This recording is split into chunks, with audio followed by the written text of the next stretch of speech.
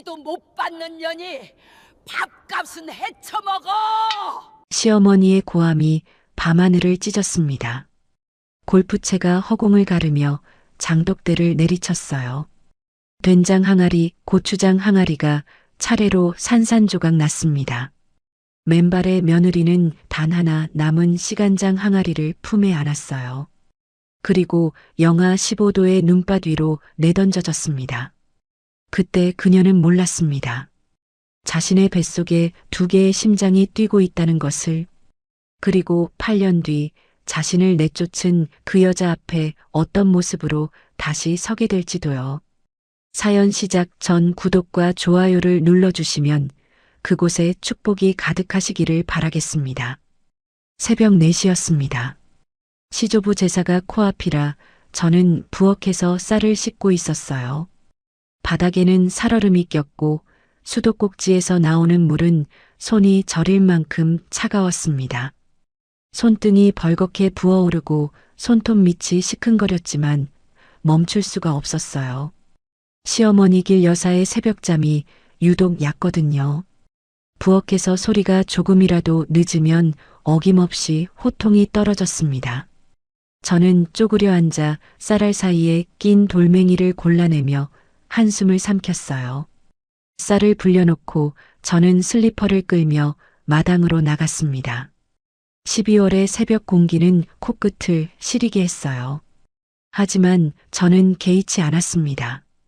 마당 구석에 있는 장독대, 그 중에서도 맨 끝에 놓인 작은 항아리 앞에 쪼그려 앉았어요.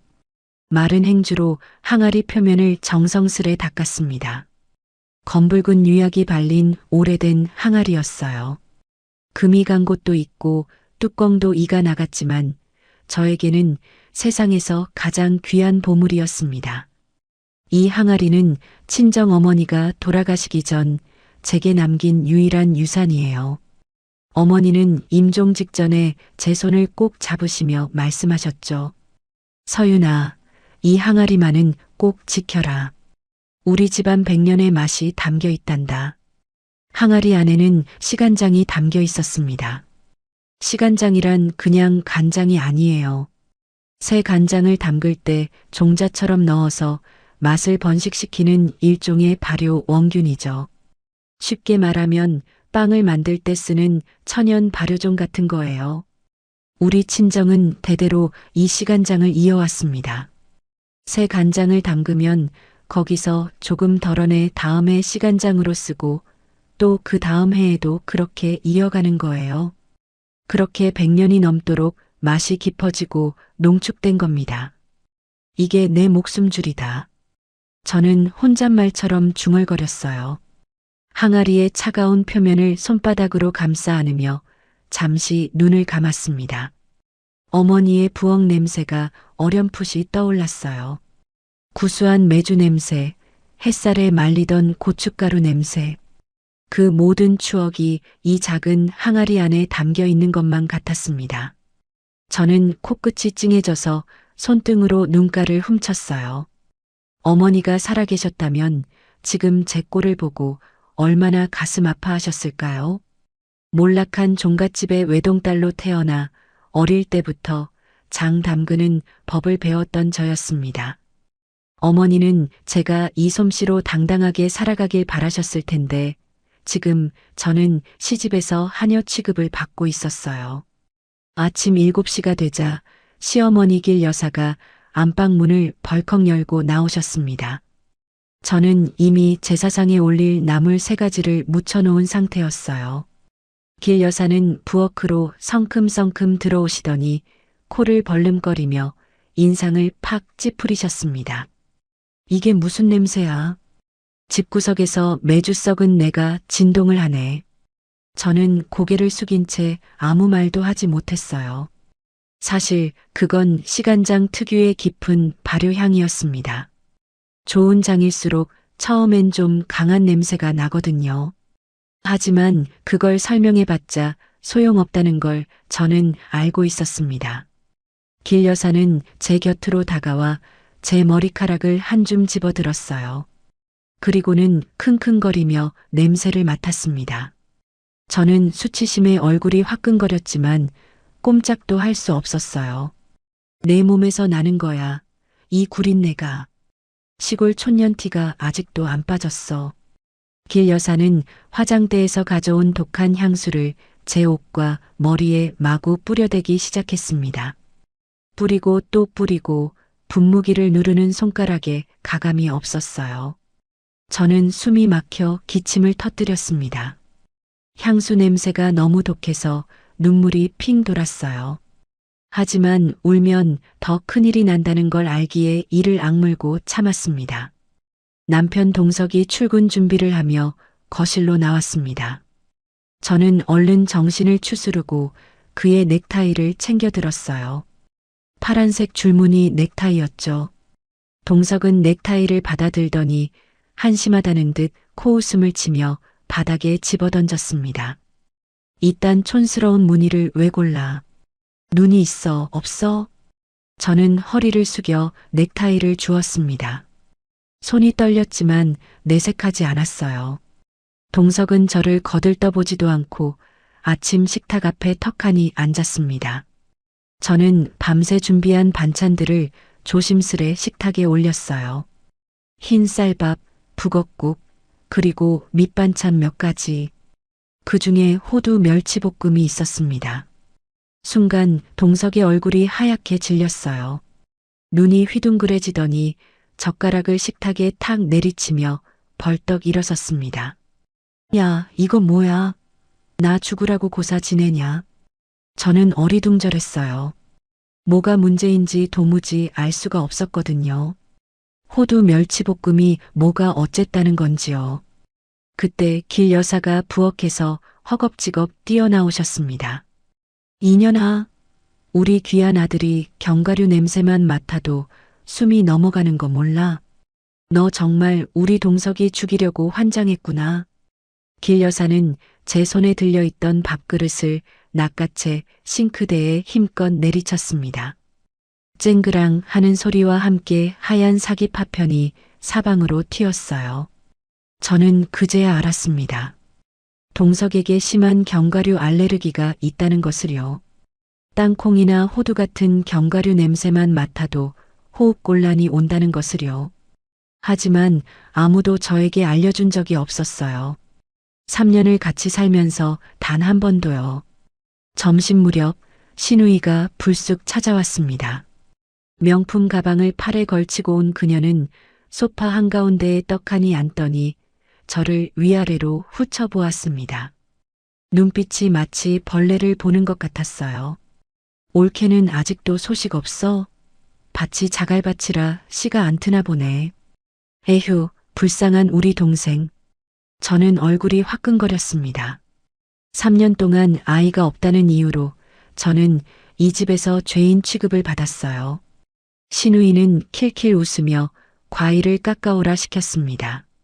저는 부엌으로 들어가 사과를 깎았습니다. 칼날에 비친 제 얼굴은 헬쑥하고 초라했어요. 광대뼈가 툭 튀어나오고 눈 밑에는 다크서클이 짙게 내려앉아 있었습니다. 언제부터 이렇게 됐을까요? 시집 오기 전 저는 웃음이 많은 여자였는데요. 저녁 때가 되어 동석의 와이셔츠를 다림질하고 있었습니다. 그런데 셔츠 주머니에서 뭔가가 바스락거렸어요. 저는 무심코 손을 넣어 꺼내 보았습니다. 종이 쪽지 2장이었어요. 첫 번째는 고급 호텔 레스토랑 영수증이었습니다. 스테이크 코스 2인분, 와인 1병. 두 번째는 핑크색 메모지였어요. 거기에는 예쁜 글씨체로 이렇게 적혀 있었습니다. 상무님, 오늘 정말 행복했어요. 다음에는 더 좋은 데로 가요. 서명은 알파벳 Y 한 글자뿐이었습니다. 저는 손이 덜덜 떨리기 시작했어요. 다리미를 놓치고 말았습니다. 머릿속이 하얘지며 심장이 쿵쿵 뛰었어요. 그날 저녁 길 여사는 저를 무당집에 끌고 갔어요. 무당은 저를 한참 들여다보더니 혀를 끌끌 찼습니다. 어머니, 이미 싹이 텄는데 딴 곳을 보고 있네요. 길 여사는 제 배를 흘겨보며 콧방귀를 뀌었어요. 인연이 어제 생리가 터졌는데 무슨 헛소리야. 됐어. 돌팔이네. 저는 멍한 채로 그 뒤를 따랐습니다. 무당의 말이 자꾸 귓가에 맴돌았어요. 이미 싹이 텄다니 그게 대체 무슨 뜻일까요? 밤이 깊어 제사상을 다 차렸습니다. 저는 마지막으로 갈비찜을 내놓으며 친정에서 배운 비법을 썼어요. 시간장 딱 한 방울을 떨어뜨린 겁니다. 깊고 그윽한 향이 부엌 가득 퍼졌습니다. 동석이 갈비찜을 젓가락으로 한 점 집어 입에 넣었어요. 맛은 기막힌데 만든 사람이 촌스러워서 원. 저는 아무 말 없이 제자리에 섰습니다. 속으로는 분노가 부글부글 끓어올랐지만 얼굴에 드러내지 않았어요. 늦은 밤 동석이 잠든 사이 그의 핸드폰에 문자 알림이 떴습니다. 화면에 뜬 이름은 김유리 대리였어요. 상무님, 오늘 감사했어요. 덕분에 몸이 따뜻해졌어요. 심장이 쿵 하고 내려앉았습니다. 저는 동석을 흔들어 깨웠어요. 이게 누구예요? 김유리가 누구냐고요. 동석은 눈도 제대로 뜨지 않은 채 짜증스러운 얼굴로 대꾸했습니다. 거래처 직원이야. 집에서 밥이나 하는 주제에 참견은. 동석은 이불을 걷어차고 나가버렸어요. 저는 홀로 어둠 속에서 눈물을 삼켰습니다. 잠이 오지 않아 부엌 구석에 쪼그려 앉았어요. 시간장 항아리를 품에 안고 친정 어머니를 떠올렸습니다. 엄마, 나 너무 힘들어. 이러다 정말 죽을 것 같아. 항아리의 차가운 표면이 볼에 닿았어요. 그것만이 유일한 위로였습니다. 저는 한참을 그렇게 앉아 울었어요. 다음 날 아침 안방에서 길 여사의 환호성이 들려왔어요. 누군가와 통화하는 듯 했습니다. 정말이야? 고출해? 확실해? 저는 심장이 철렁 내려앉았어요. 고출하니 아들이라는 뜻일까요? 불길한 예감이 온몸을 휘감았습니다. 그때 초인종이 울렸어요. 문을 열자 낯선 여자가 서 있었습니다. 화려한 화장에 몸에 딱 붙는 빨간 원피스를 입은 젊은 여자였어요. 그녀의 손에는 초음파 사진이 들려 있었습니다. 안녕하세요, 언니. 여자는 뻔뻔하게 웃으며 저를 밀치고 집 안으로 들어섰어요. 하이힐 소리가 대리석 바닥에 또각또각 울렸습니다. 저는 얼어붙은 채 그 자리에 서 있었습니다. 세상이 무너져 내리는 소리가 귓가에 웅웅거렸어요. 심장이 터질 것 같았습니다. 다리에 힘이 풀려 문틀을 붙잡아야 했어요. 이게 대체 무슨 상황인 걸까요? 저는 갑자기 숨을 쉴 수가 없었습니다. 그 여자, 김유리는 마치 자기 집인 양 거실 소파 한가운데에 떡하니 앉았습니다. 다리를 꼬고 앉은 그녀는 손에 든 초음파 사진을 길 여사에게 내밀었어요. 어머니, 12주 됐대요. 아들이래요. 태명은 튼튼이에요. 유리는 손으로 자신의 배를 쓰다듬으며 능글맞게 웃었습니다. 아직 배가 나오지도 않았는데 벌써부터 임산부 행세를 하는 거였어요. 길 여사의 얼굴이 환하게 펴졌습니다. 주름진 눈가에 눈물까지 글썽거렸어요. 3년 동안 저에게 보여준 적 없는 표정이었습니다. 저는 현관 앞에 얼어붙은 채 그 광경을 바라보았습니다. 심장이 쿵쾅거리고 손끝이 차갑게 저려왔어요. 이게 대체 무슨 상황인지 머리로는 이해가 되지 않았습니다. 길 여사가 고개를 돌려 저를 노려보았어요. 눈빛이 송곳처럼 날카로웠습니다. 너는 뭐하고 서 있냐? 우리 집안대를 이을 귀한 손주품은 며느리한테 물이라도 떠와라. 며느리라고요. 저는 귀를 의심했습니다. 저도 이 집 며느리인데요. 3년 동안 온갖 구박을 받으며 살아온 저는 뭐란 말입니까? 하지만 저는 아무 말도 하지 못하고 부엌으로 향했어요. 손이 떨려서 컵을 제대로 잡을 수가 없었습니다. 물을 내오는데 현관문이 열리는 소리가 들렸어요. 동석이 퇴근한 거였습니다. 저는 동석이 이 상황을 보면 어떻게 반응할지 궁금했어요. 설마 저 여자 편을 들지는 않겠지요. 아무리 그래도 저는 3년을 함께 산 아내인데요. 저는 마지막 희망을 품고 동석을 바라보았습니다. 동석은 거실에 앉아 있는 유리를 보고도 당황하는 기색이 전혀 없었습니다. 표정 하나 변하지 않았어요. 오히려 제 눈치를 슬쩍 살피더니 어깨를 으쓱했습니다. 그 모습을 보는 순간 저는 모든 것을 이해했어요. 이건 처음부터 짜여진 각본이었던 겁니다. 어쩔 수 없잖아. 당신이 3년 동안 애를 못 낳으니까 어머니 소원 풀어드려야지. 저는 귀를 의심했습니다. 방금 뭐라고 한 거죠? 어쩔 수 없다고요. 제가 뭘 잘못했다는 건가요? 온몸에서 피가 거꾸로 솟는 것 같았어요. 저도 모르게 손이 올라갔습니다. 동석의 뺨을 향해 손바닥이 날아갔어요. 하지만 그 손은 동석의 뺨에 닿지 못했습니다. 뒤에서 누군가 제 머리채를 확 움켜쥐었거든요. 길 여사였습니다. 어딜 감히 하늘 같은 서방한테 손을 대냐? 인연이 칠거지약을 저질렀어. 길 여사는 제 머리채를 잡고 바닥에 내동댕이 쳤습니다. 뒤통수가 대리석 바닥에 부딪히며 눈앞에 별이 번쩍였어요. 너무 아파서 비명조차 나오지 않았습니다. 저는 바닥에 엎드린 채 숨을 헐떡였어요. 그때 유리가 코를 막으며 인상을 찌푸렸습니다. 언니, 위자료는 섭섭지 않게 챙겨드릴게요. 근데 저 입덧이 심해서 언니 몸에서 나는 퀴퀴한 장냄새를 못 맡겠어요. 빨리 나가주세요. 장냄새라고요. 그건 제가 평생 지켜온 친정의 향기였습니다. 저는 이를 악물었어요. 분노와 수치심이 뒤섞여 온몸이 부들부들 떨렸습니다. 길 여사가 안방으로 들어가더니 제 옷가지를 팔에 한가득 안고 나왔어요. 그리고는 거실 바닥에 내던졌습니다. 싸구려면 속옷들이 바닥에 흩어졌어요. 당장 내 집에서 꺼져.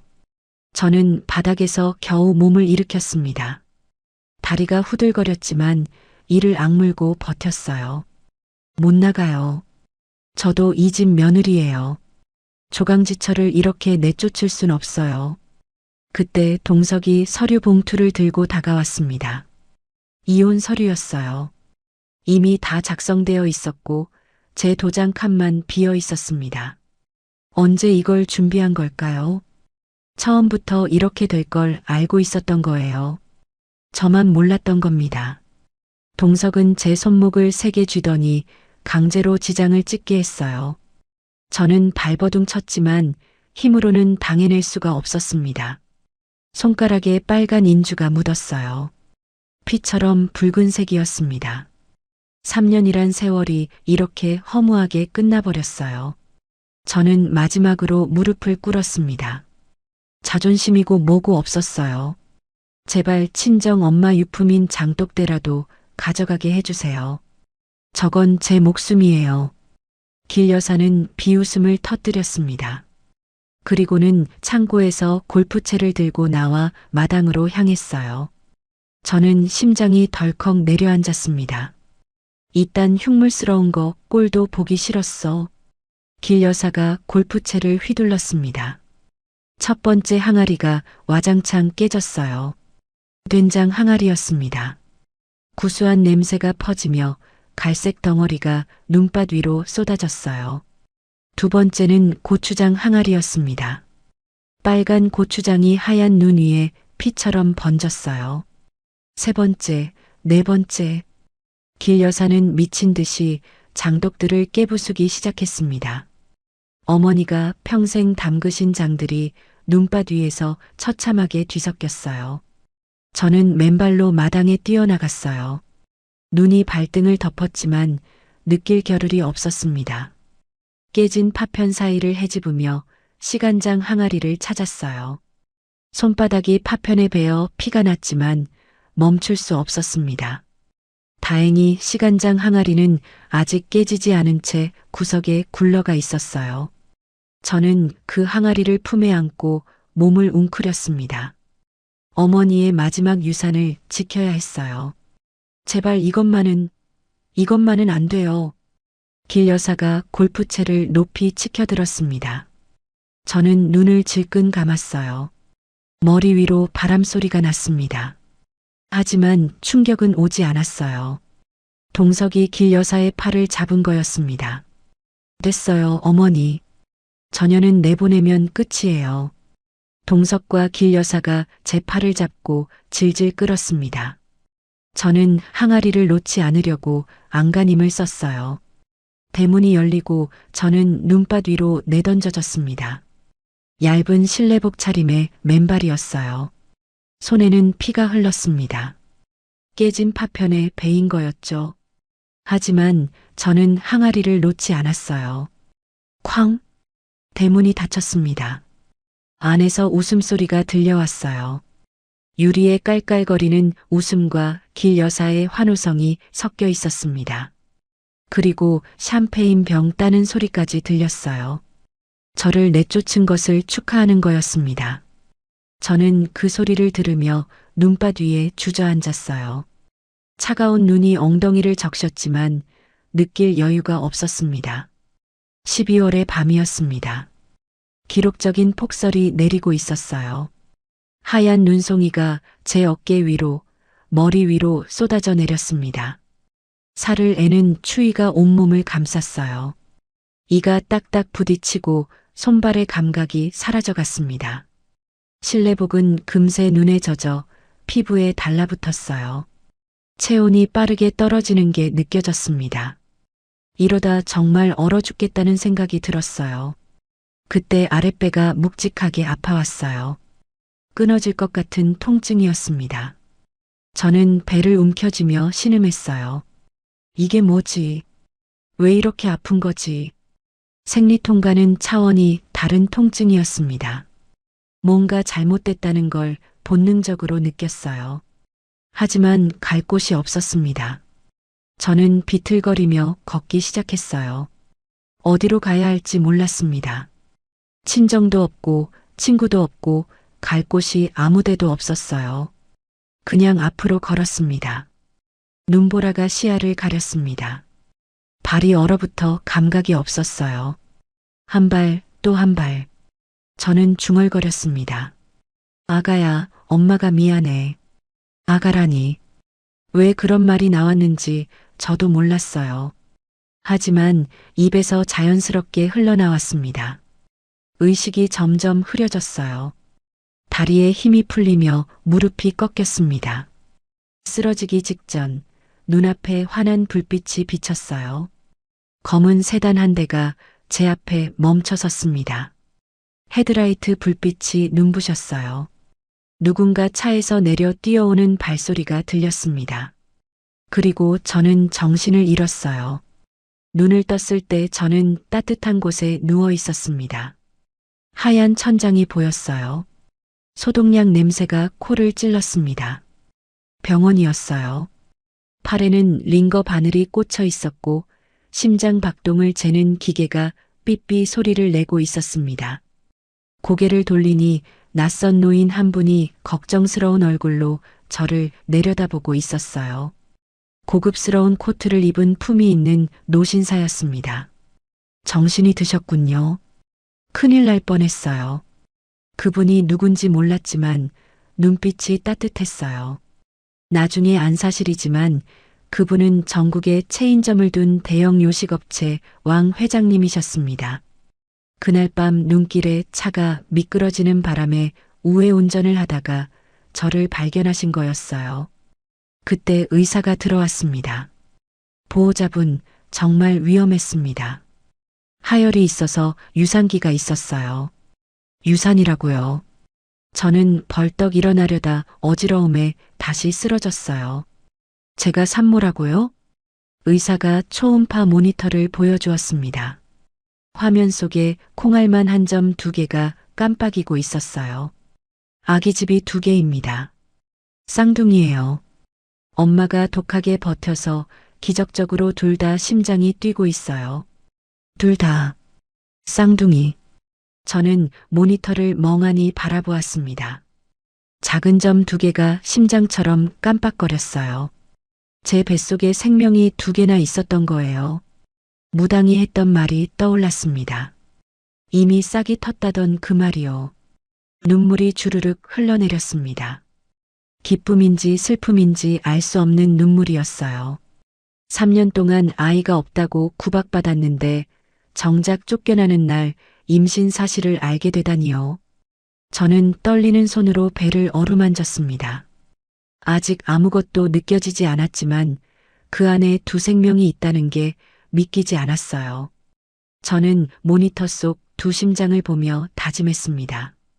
이를 악물고 속으로 되뇌었어요. 너희는 내가 지킨다. 반드시 살아남아서 저들에게 후회하게 만들겠다. 엄마가 반드시 성공해서 너희를 떳떳하게 키우겠다.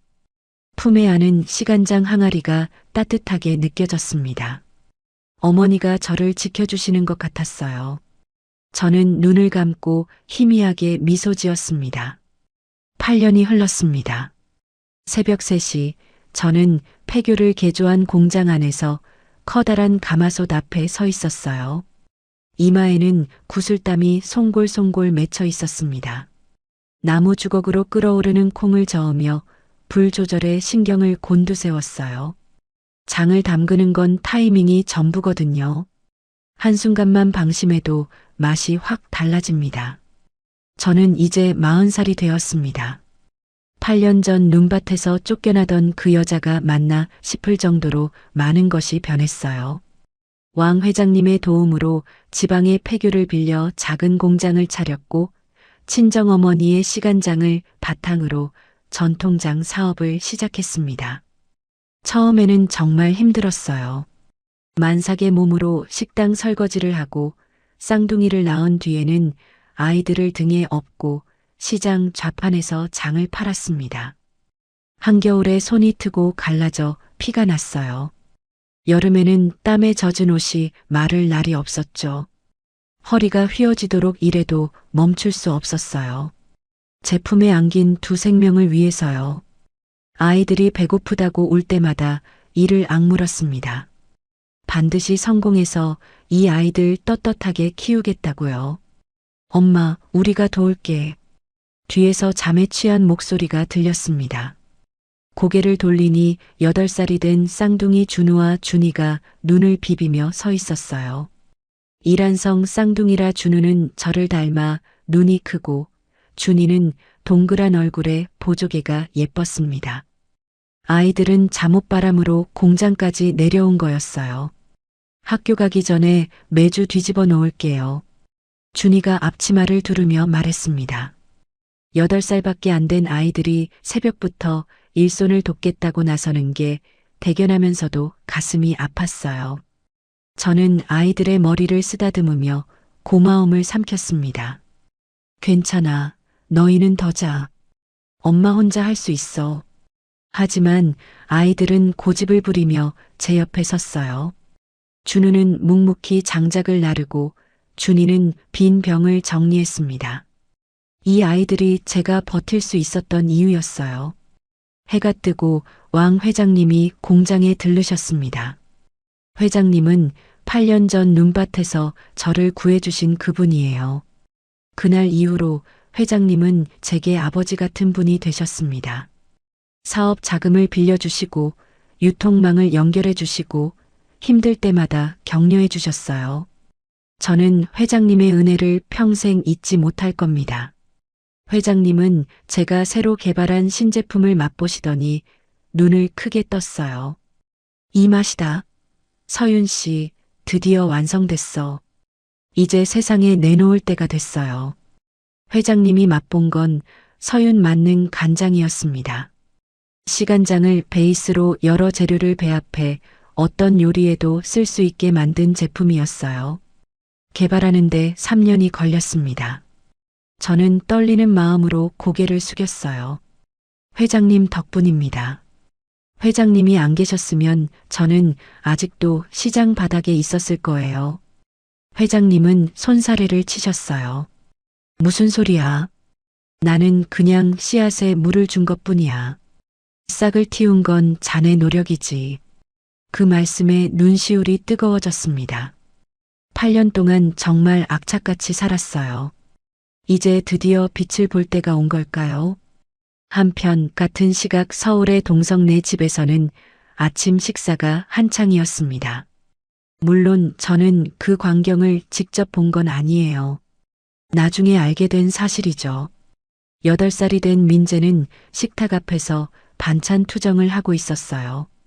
숟가락으로 밥을 콕콕 찍으며 소시지만 찾았습니다. 길 여사는 손주가 하는 대로 다 받아주며 밥을 떠먹여 주었어요. 민재가 식빵에 땅콩 버터를 잔뜩 발라 숟가락으로 퍼먹는 걸 보고 동석이 고개를 갸웃했습니다. 동석은 땅콩 냄새만 맡아도 숨이 막히는 사람이었어요. 그런 아버지를 둔 아들이 땅콩을 밥처럼 먹고 있으니 이상하게 여길 만도 했죠. 나 닮았으면 저거 냄새만 맡아도 응급실 갔을 텐데 참 신기해. 식성은 당신 닮았나 봐. 유리는 그 말에 움찔했어요. 얼굴이 살짝 굳더니 황급히 화제를 돌렸습니다. 눈동자가 흔들리는 게 보였어요. 어머, 당신 약한 거 안 닮고 내 튼튼한 체질 닮았나 보지. 아 참 여보, 백화점에 신상 가방 나왔는데 사줘요. 동석은 피곤한 표정으로 고개를 끄덕였어요. 요즘 회사 사정이 좋지 않아 신경 쓸 겨를이 없었거든요. 이물질 사건으로 주가가 곤두박질 치고 있었습니다. 그 무렵 저희 공장에 원인 모를 기계 고장이 발생했습니다. 간장을 병에 담는 충전기가 갑자기 멈춰버린 거예요. 이상한 소리를 내더니 연기가 피어오르며 완전히 작동을 멈췄습니다. 납품 기한이 코앞인데 기계가 말을 안 들으니 막막했어요. 수리기사를 불렀지만 부품이 없어서 일주일은 걸린다고 했습니다. 일주일이면 납품 기한을 놓치는 거였어요. 계약 위반으로 위약금을 물어야 할 판이었습니다. 사장님 어떡해요? 내일까지 500병을 납품해야 하는데. 직원들이 발을 동동 굴렀습니다. 저는 잠시 생각하다가 결심했어요. 수작업으로 하죠. 다 같이 밤새면 할 수 있어요. 그날 밤 저와 직원 5명이 공장에 모였습니다. 깔때기로 간장을 일일이 붓고 손으로 뚜껑을 닫고 라벨을 하나하나 붙였어요. 단순한 작업이었지만 500병을 손으로 하려니 끝이 없었습니다. 허리가 끊어질 것 같았지만 아무도 불평하지 않았어요. 직원들은 농담을 주고받으며 분위기를 띄웠습니다. 사장님, 이러다 허리 나가시겠어요. 괜찮아요. 젊어서 고생은 사서도 한다잖아요. 사장님이 어디가 젊어요. 저희보다 나이 많으시잖아요. 모두가 웃음을 터뜨렸어요. 힘들어도 이런 동료들이 있어서 버틸 수 있었습니다. 준우와 준이도 옆에서 빈병을 나르며 도왔어요. 아이들의 조그만 손이 열심히 움직이는 모습을 보니 가슴이 뭉클했습니다. 새벽 5시 마지막 병에 라벨을 붙이고 나서야 우리는 환호성을 질렀습니다. 해냈다. 직원들과 손을 맞잡고 기뻐했어요. 힘들었지만 이런 순간이 있기에 버틸 수 있는 거였습니다. 며칠 뒤 준우가 학교에서 상장을 들고 왔어요. 그림 그리기 대회에서 대상을 받은 거였습니다. 제목은 우리 엄마의 항아리였어요. 도화지 가득 커다란 항아리가 그려져 있었고 그 옆에 저와 준이가 서 있었습니다. 아빠의 자리는 비어 있었어요. 저는 가슴이 뭉클하면서도 씁쓸했습니다. 아이에게 아빠가 없다는 게 이렇게 표현되는구나 싶었어요. 준우야, 정말 잘 그렸네. 근데 아빠는 안 그렸어? 준우는 고개를 저었어요. 우리 아빠 없잖아요. 엄마가 아빠예요. 저는 아무 말도 할 수 없었습니다. 아이를 꼭 안아주었어요. 미안함과 고마움이 뒤섞인 복잡한 감정이 밀려왔습니다. 그 즈음 동석의 식품 공장에서 만든 제품에서 이물질이 나왔다는 뉴스가 보도되었어요. 라면 스프에서 쇠조각이 발견됐다는 거였습니다. 저녁 뉴스에서 그 소식을 보고 저는 멍하니 화면을 바라보았습니다. 동석의 얼굴이 나왔어요. 기자들 앞에서 고개를 숙이며 사과하고 있었습니다. 8년 만에 보는 얼굴이었어요. 예전보다 훨씬 늙어 보였습니다. 눈 밑에는 그늘이 졌고 광대뼈가 튀어나와 있었어요. 머리카락도 듬성듬성 빠져 있었습니다. 저는 그 모습을 보면서도 아무런 감정이 느껴지지 않았어요. 마치 모르는 사람을 보는 것 같았습니다. 8년이란 세월이 우리 사이의 모든 것을 지워버린 거였죠. 며칠 뒤 저는 시장 조사를 위해 서울의 대형마트에 갔습니다. 정장을 차려입고 머리도 단정하게 올렸어요. 예전의 촌스러운 모습은 온데간데 없었죠. 8년 동안 사업을 하면서 자연스럽게 세련되어진 거였습니다. 에스컬레이터를 타고 올라가는데 반대편에서 내려오는 사람들이 보였습니다. 화려하게 차려입은 두 여자였어요. 길 여사와 유리였습니다.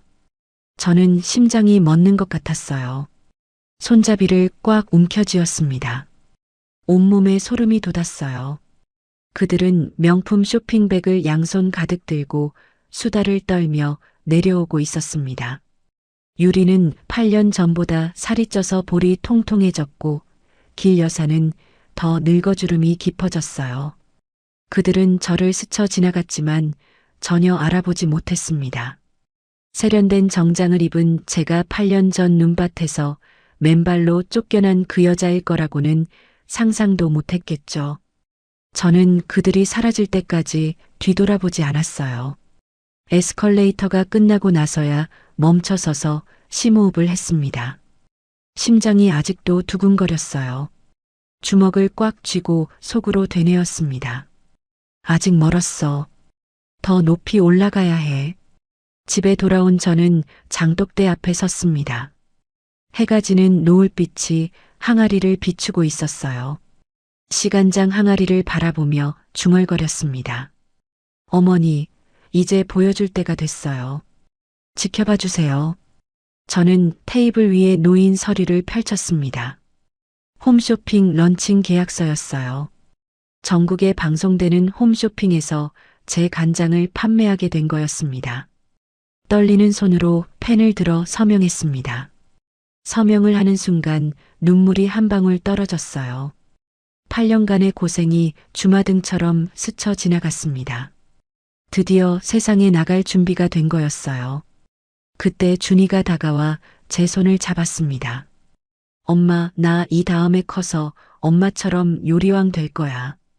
준우는 말없이 제 어깨를 주물러 주었어요.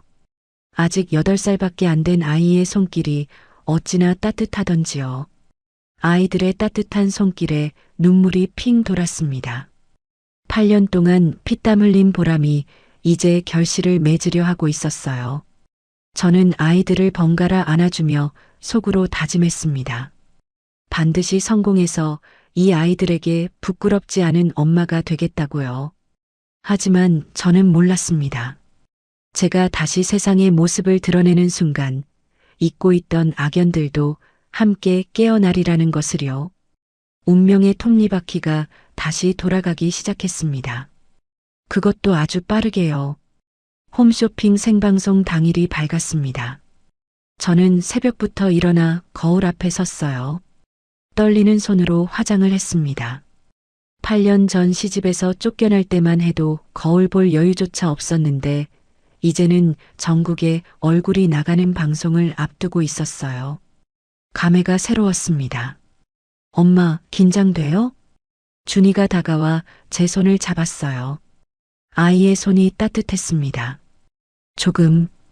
근데 너희가 응원해주니까 괜찮아. 준우는 말없이 엄지를 치켜 세웠어요. 그 모습에 용기가 솟았습니다. 오후 2시 저는 홈쇼핑 스튜디오에 도착했습니다. 조명이 눈부시게 빛나고 카메라 여러 대가 저를 향해 있었어요. 심장이 쿵쿵 뛰었습니다. 손바닥에 땀이 배어났어요. 스태프들이 분주하게 움직이며 조명을 조절하고 마이크를 점검했습니다.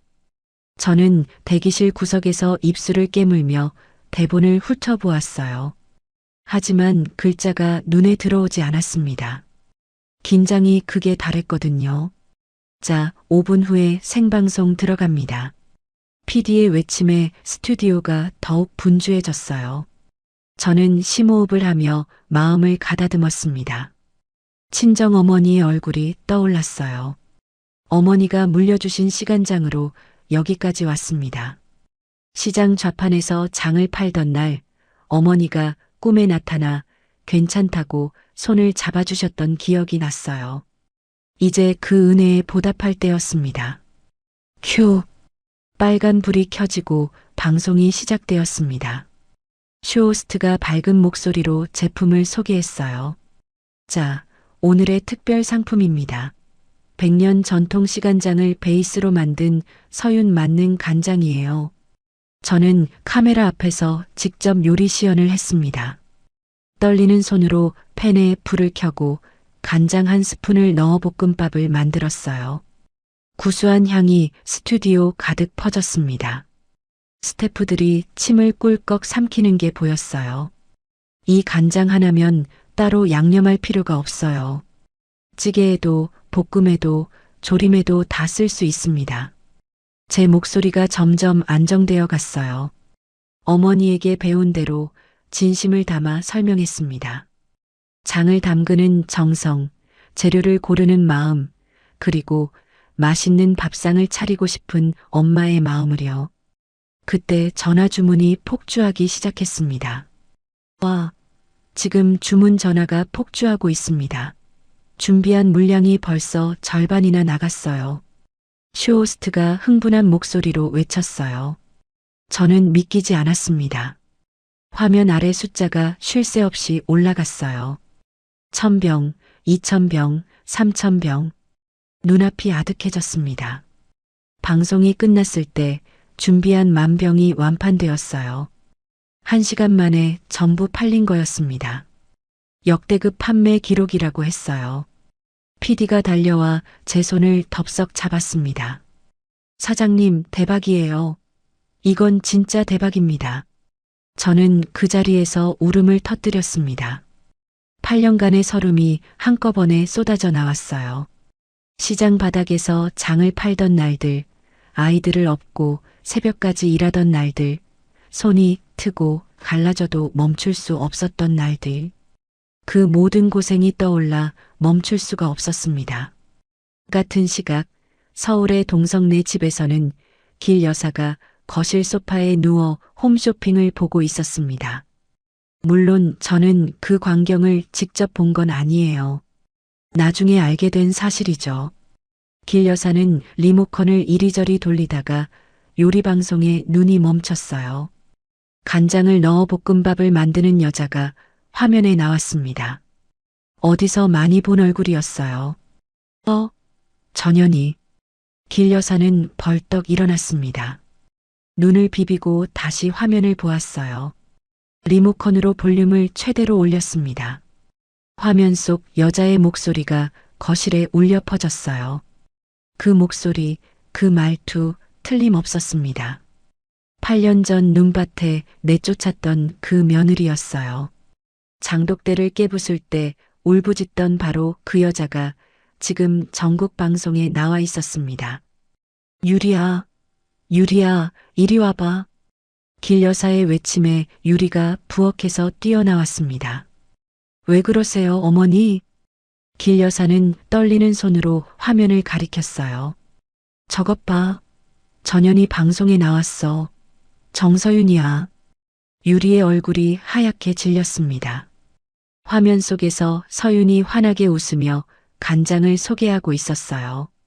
8년 전에 초라하고 비굴하던 모습은 온데간데 없었습니다.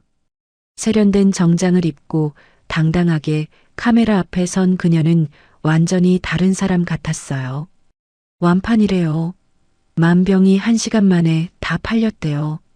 화면 속 쇼호스트의 외침에 길 여사와 유리는 입을 다물지 못했습니다. 전현이 어떻게 저렇게 길 여사의 목소리가 떨렸어요. 분노인지 당혹감인지 알 수 없는 감정이 뒤섞여 있었습니다. 유리는 아무 말 없이 자기 방으로 들어갔어요. 문을 닫고 침대에 털썩 앉았습니다. 손이 부들부들 떨렸어요. 가슴이 답답하게 조여왔습니다. 화장대 거울에 비친 자신의 얼굴이 창백했어요. 8년 전 서윤을 내쫓던 그날 밤이 떠올랐습니다. 눈밭에서 울부짖던 서윤의 모습, 깨진 항아리 파편, 그리고 자신의 뱃속에 있던 민재. 그때는 그렇게 하는 게 당연하다고 생각했어요. 하지만 지금 그 여자가 떳떳하게 방송에 나와 성공한 모습을 보니 뭔가 잘못된 것 같았습니다. 저 여자가 성공하면 안 돼. 유리는 속으로 되뇌었어요. 만약 서윤이 유명해지면 과거가 들춰질 수도 있었습니다. 8년 전의 일이, 그리고 민재의 비밀이요. 그날 밤 저는 공장으로 돌아와 직원들과 축배를 들었습니다. 소박한 막걸리 잔이었지만 어느 때보다 달콤했어요. 왕 회장님도 오셔서 함께 기뻐해 주셨습니다. 서윤 씨, 이제 시작이야. 앞으로 더 큰 무대가 기다리고 있어.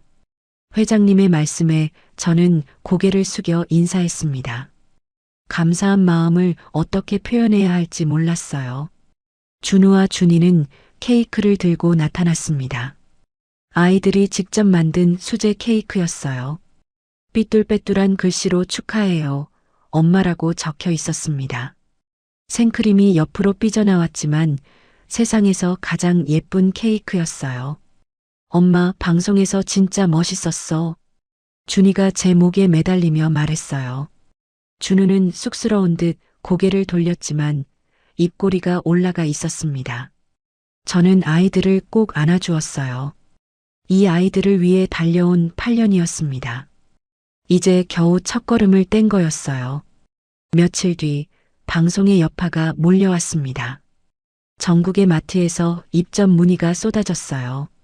신문사와 방송국에서 인터뷰 요청이 들어왔습니다. 저는 정신없이 바빴지만 행복했어요. 그러던 어느 날 낯선 번호로 전화가 왔습니다. 정서윤 사장님이시죠? 저는 주간지 기자입니다. 사장님의 성공 스토리를 취재하고 싶은데요. 저는 흔쾌히 인터뷰에 응했어요. 기자는 제 과거에 대해 이것저것 물었습니다. 어떻게 사업을 시작했는지, 어려운 점은 없었는지, 혼자 아이들을 키우면서 사업까지 하는 게 힘들지 않은지요. 저는 솔직하게 대답했어요. 시장 바닥에서 장을 팔던 이야기, 새벽까지 공장에서 일하던 이야기를 들려주었습니다. 다만 전 남편과 시댁 이야기는 하지 않았어요. 굳이 그 상처를 꺼낼 필요가 없었으니까요. 그들의 이름을 입에 올리는 것조차 싫었습니다. 기사가 나간 후 저는 더 유명해졌습니다. 싱글맘의 성공 신화라는 제목으로 여러 매체에 소개되었어요. 사람들은 제 이야기에 감동했고 제품은 날개 돋친 듯 팔려나갔습니다. 하지만 유명해진다는 건 그림자도 커진다는 뜻이었어요. 어느 날 공장 앞에 검은 세단 한 대가 멈췄습니다. 먼지를 뒤집어 쓴 공장 앞에 어울리지 않는 고급 승용차였어요. 차에서 내린 건 낯익은 얼굴이었습니다. 8년 만에 보는 신우이였어요. 예전과 달리 화장이 짙고 눈 밑에 다크서클이 내려앉아 있었습니다. 명품 가방을 들고 있었지만 어딘가 초라해 보였어요. 동성내 회사가 어려워졌다는 뉴스가 떠올랐습니다. 오랜만이네, 올케. 신우이는 비웃음을 띠며 저를 위아래로 훑어보았습니다. 예전에 저를 깔보던 그 눈빛이었어요. 하지만 저는 더 이상 8년 전의 그 여자가 아니었습니다. 뭔 일이세요? 저는 최대한 담담하게 물었어요. 하지만 속으로는 심장이 요동쳤습니다. 별일은 아니고 그냥 옛 식구가 잘 되니까 축하하러 왔지. 신우이의 말투에는 가시가 돋쳐 있었어요. 축하가 아니라 탐색이 목적이라는 걸 저는 직감했습니다. 축하는 고맙지만 저 바빠서요. 볼 일 없으시면 가주세요. 저는 차갑게 말하고 돌아섰습니다.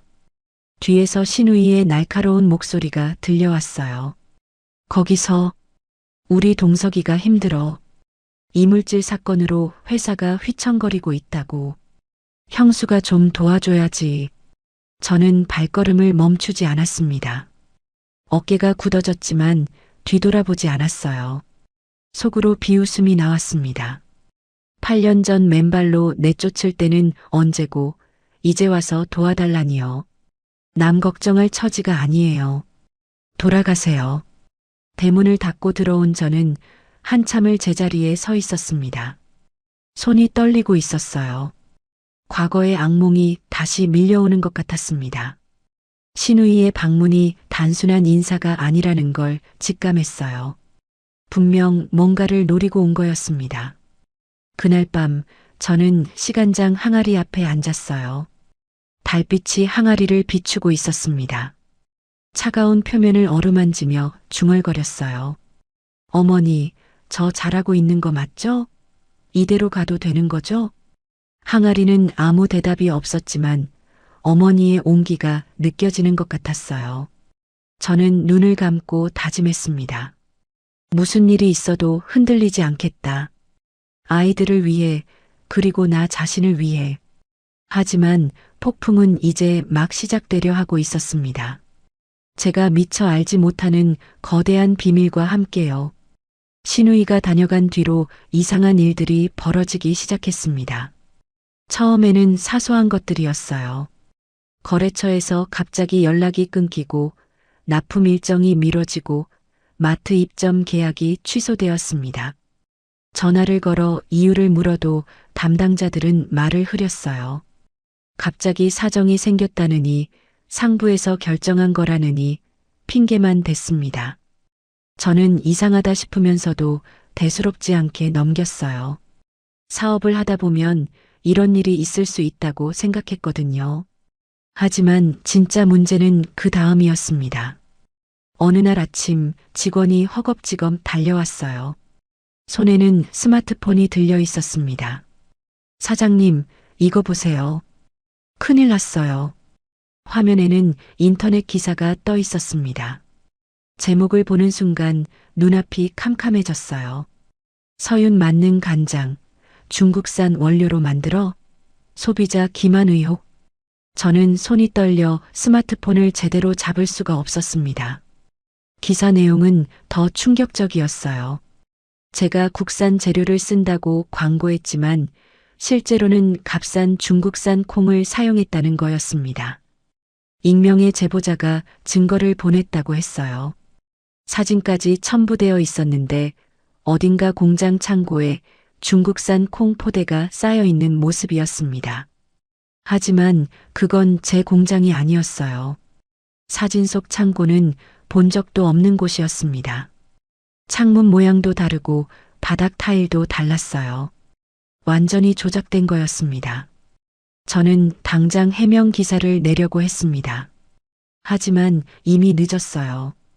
기사는 순식간에 퍼져나갔습니다. 포털 사이트 실시간 검색어에 제 이름이 올랐어요. 댓글에는 악성 글들이 쏟아졌습니다. 사기꾼이라느니, 양심도 없냐느니, 욕설이 난무했어요. 어떤 댓글은 차마 눈 뜨고 볼 수 없을 정도로 저열했습니다. 저는 화면을 보다가 결국 눈물을 흘리고 말았어요. 8년 동안 쌓아온 명성이 하루아침에 무너지고 있었습니다. 전화기가 쉴 새 없이 울렸습니다. 거래처에서 계약 해지를 통보했어요. 홈쇼핑에서도 다음 방송 일정을 취소했습니다. 불과 며칠 사이에 제가 쌓아온 모든 것이 무너져 내리고 있었어요. 사장님, 힘내세요. 우리가 해명하면 될 거예요. 직원들이 위로했지만 저는 대답할 기운조차 없었습니다. 그날 밤 저는 공장에 홀로 남아 있었어요. 불을 끄고 바닥에 주저앉았습니다. 사방이 고요했어요. 기계들이 멈춰선 공장은 마치 유령의 집 같았습니다. 8년 동안 악착같이 일해온 세월이 물거품이 되는 것 같았어요. 눈물이 멈추지 않았습니다. 이렇게 끝나는 건가? 이렇게 무너지는 건가? 절망이 파도처럼 밀려왔어요. 그때 문을 두드리는 소리가 났어요. 왕 회장님이셨습니다. 회장님은 제 옆에 조용히 앉으셨어요. 서윤 씨, 울지 마. 진실은 반드시 밝혀져. 회장님의 목소리는 약했지만 따뜻했어요. 8년 전 눈밭에서 저를 구해주실 때도 이런 목소리셨죠. 저는 회장님을 보며 목이 메어 말을 잇지 못했어요. 누가 이런 짓을 한 건지 모르겠어요. 제가 뭘 그렇게 잘못했다고. 그냥 열심히 살았을 뿐인데. 저는 눈물을 훔치며 말했습니다. 회장님은 힘겹게 손을 들어 제 머리를 쓰다듬어 주셨어요. 아버지가 살아계셨다면 이렇게 해주셨을까요? 저는 더 서럽게 울었습니다. 자네 잘못이 아니야. 누군가 일부러 자네를 무너뜨리려는 거야. 그들이 두려워하는 거지. 자네가 성공하는 게 우리가 맞서 싸워야 해. 회장님의 말씀에 저는 고개를 끄덕였어요. 포기하면 안 됐습니다. 아이들을 위해서라도 버텨야 했어요.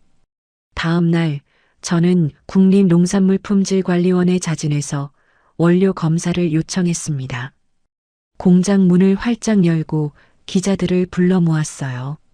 숨길 게 없다는 걸 보여주고 싶었습니다. 저희 공장에서 사용하는 콩은 전부 국내산입니다. 유통 이력 서류와 원산지 증명서가 여기 있습니다. 저는 떨리는 목소리로 설명했어요. 기자들은 고개를 갸웃거리며 질문을 던졌습니다. 그럼 저 사진은 뭐예요? 중국산 콩 포대가 찍힌 건데요. 저는 이를 악물고 대답했어요. 그건 조작된 사진입니다. 저 창고는 저희 공장이 아니에요. 누군가 의도적으로 합성한 겁니다. 하지만 기자들은 반신반의하는 눈치였어요. 저를 의심하는 눈빛이 따가웠습니다. 검사 결과가 나오기까지 일주일이 걸렸습니다. 그 사이 저는 잠을 제대로 잘 수가 없었어요. 밤마다 악몽을 꾸었습니다. 장독대가 깨지던 날 밤, 눈밭에서 쫓겨나던 그때의 공포가 되살아났어요. 새벽에 식은땀을 흘리며 깨어나기를 여러 번, 눈 밑에 다크서클이 짙게 내려앉았습니다. 밥맛도 없어서 물만 마시며 버텼어요. 몸무게가 일주일 만에 4kg이나 빠졌습니다. 아이들은 제 표정을 살피며 조심스럽게 말했습니다. 엄마, 우리가 학교에서 애들한테 욕 먹어도 괜찮아. 엄마가 나쁜 사람 아닌 거 우리가 알아. 준우의 말에 저는 가슴이 찢어지는 것 같았어요. 아이들까지 피해를 보고 있었던 겁니다. 학교에서 얼마나 놀림을 받았을까요? 친구들이 뭐라고 했을까요? 준이는 눈가가 빨갛게 부어 있었어요. 울다 온 게 분명했습니다. 저는 아이들을 꼭 안아주며 약속했어요. 걱정 마. 엄마가 반드시 진실을 밝힐게.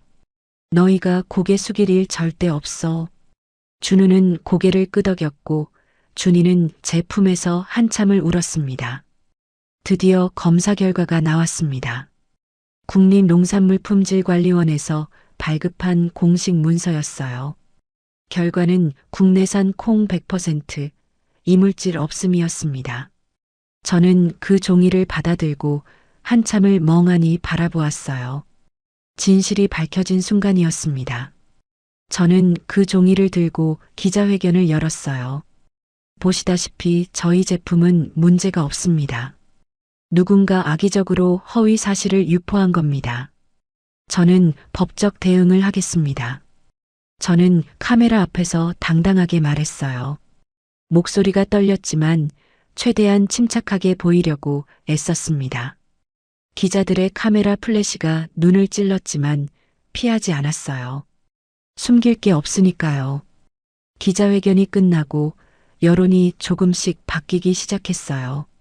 사람들은 저를 응원하는 댓글을 달기 시작했습니다. 악의적인 조작이었다는 동정 여론도 생겼어요. 하지만 이미 입은 피해는 컸습니다. 취소된 계약들을 되돌리기가 쉽지 않았어요. 신뢰가 한번 깨지면 회복하는데 오랜 시간이 걸리거든요. 그 즈음 왕 회장님이 쓰러지셨어요. 병원에서 연락이 왔을 때 저는 머리가 하얘졌습니다. 허겁지겁 병원으로 달려갔어요. 택시 안에서 온갖 불길한 생각이 머릿속을 맴돌았습니다. 회장님은 제게 아버지 같은 분이셨어요. 8년 전 눈밭에서 저를 구해주신 분, 다시 일어설 수 있게 도와주신 분. 그분이 쓰러지셨다니 믿기지 않았습니다. 응급실 앞에서 서성이다가 의사를 만났습니다. 심근경색입니다. 수술은 성공적으로 끝났지만 당분간 절대 안정이 필요합니다. 저는 회장님 병실로 들어갔어요. 하얀 침대에 누워 계신 회장님의 얼굴이 창백했습니다. 산소 호흡기가 콧등에 꽂혀 있었고 심전도 모니터가 삐삐 소리를 내고 있었어요. 평소에 그렇게 정정하시던 분이 갑자기 늙어 보였습니다. 손등에는 링거 바늘이 꽂혀 있었어요. 저는 침대 옆에 무릎을 꿇었습니다. 회장님, 제 때문이에요. 제가 너무 걱정을 끼쳐드려서. 회장님은 힘없이 웃으셨어요. 무슨 소리야?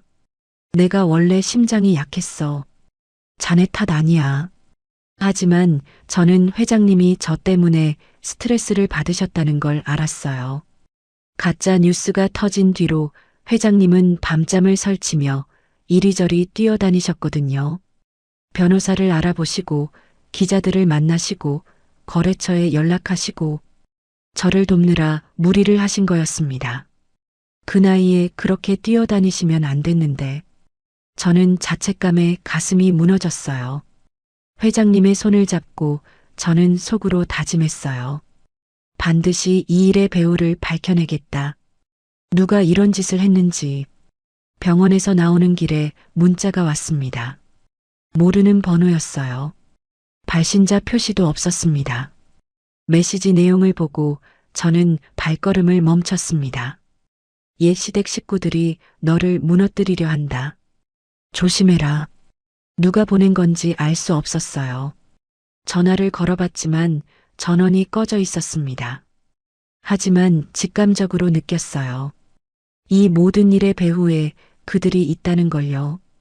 가짜 뉴스, 조작된 사진, 거래처 압박.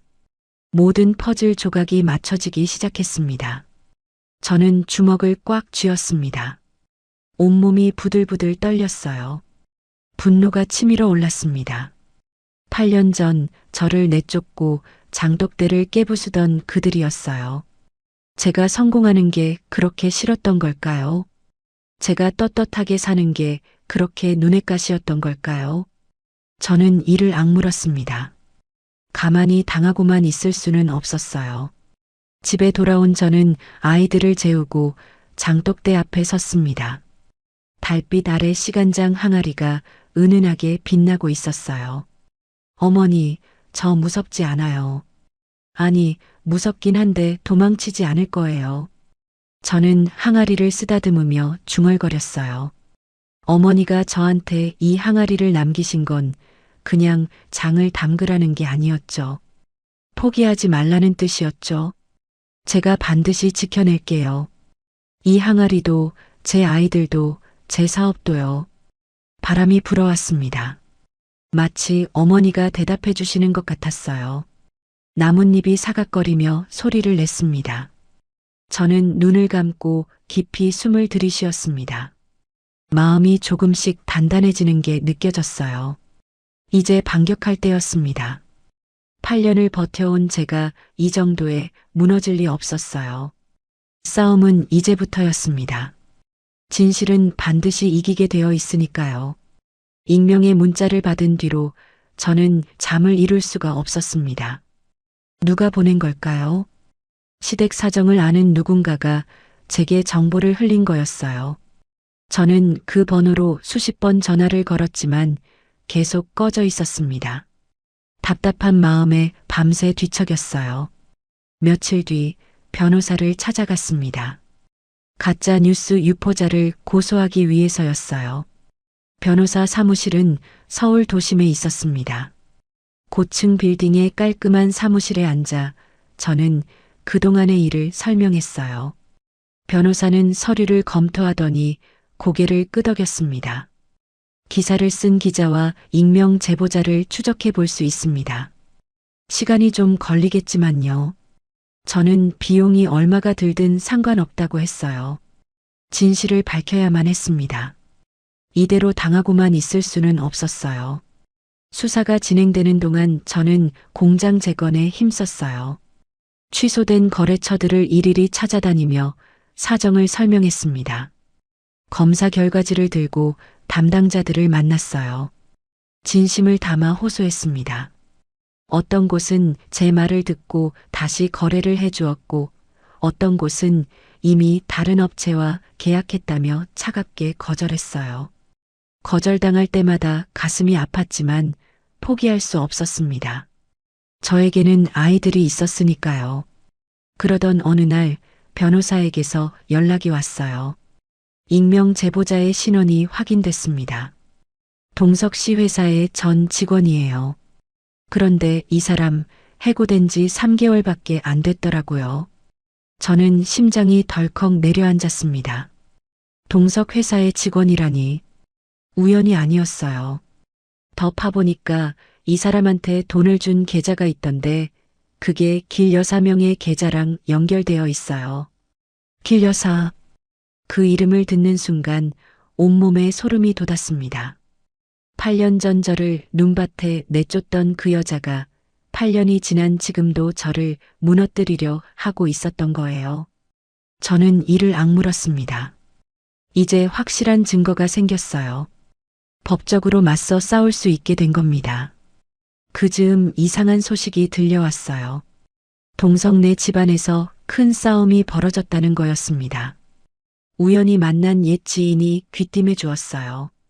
동석이네 완전 난리도 아니래. 회사가 부도 직전인데 서로 책임 떠넘기느라 집안이 쑥대밭이래.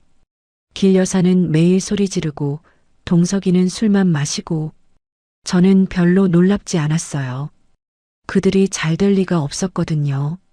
인과응보라는 말이 떠올랐습니다.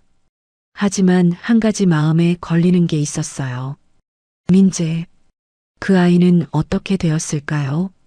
민재는 죄가 없었어요. 비록 유리가 낳은 아이지만 그 아이에게 무슨 잘못이 있겠어요. 8살밖에 안 된 아이가요. 저는 복잡한 마음으로 고개를 저었습니다. 어느 날 저녁 공장 문을 닫고 나오는데 낯선 여자가 서 있었어요. 얼굴을 큰 마스크로 가리고 있어서 누군지 알 수 없었습니다. 검은 코트를 입고 모자까지 눌러쓴 모습이 수상했어요. 여자는 두리번거리다가 저를 발견하고 다가왔습니다. 정서윤 씨 맞죠? 목소리가 낯익었습니다. 가까이 다가가니 마스크 위로 눈이 보였어요. 충혈된 눈, 짙은 다크서클. 마스크를 내리자 얼굴이 드러났습니다. 유리였어요. 하지만 예전에 그 당당하던 모습은 온데간데 없었습니다. 머리카락은 헝클어지고 화장기 없는 얼굴에는 멍든 자국까지 보였어요. 옷차림도 초라했습니다. 뭔 일이에요? 저는 차갑게 물었습니다. 유리는 주변을 두리번거리더니 작은 목소리로 말했어요. 언니, 부탁이 있어요. 제발 저 좀 도와주세요. 언니라고요. 8년 전에 저를 언니라 부르며 비웃던 그 입으로 지금 도움을 청하고 있었습니다. 저는 코웃음을 쳤어요. 도와달라고요? 저한테요? 가짜 뉴스 뿌려서 저 망하게 하려던 사람이. 유리의 얼굴이 하얗게 질렸습니다.